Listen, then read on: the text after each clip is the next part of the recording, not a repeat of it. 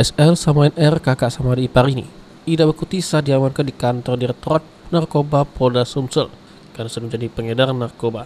Dari penangkapan oleh anggota Subdit Gakum Direktorat Polair Polda Sumsel di Desa Makarti, Jaya Banyuasin, dia berkembang bukti 42 paket hemat sabu sama 4,5 butir indeks siap edar.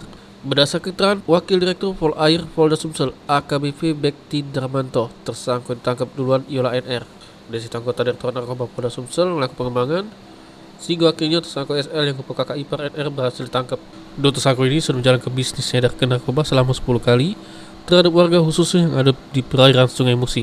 Dalam pengakuannya tadi dari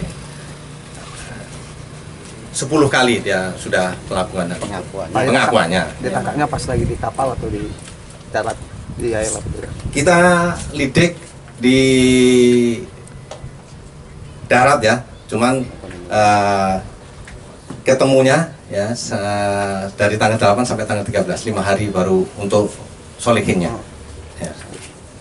Ditangkap lagi pas bawa.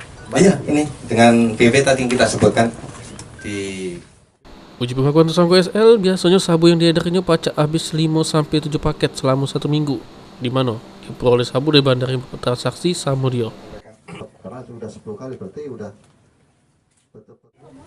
5 paket, 2 paket kecil itu kan. Ini ngambil dari satu bandar atau banyak? Satu. Satu bandar banyak. Di mana bandarnya? Palembang? Itu di Banyuasin? Tidak tahu aku kenal di jalan.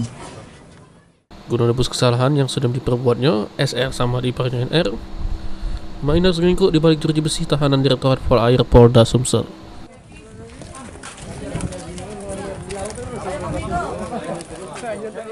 Firman Hidayat, PAL TV.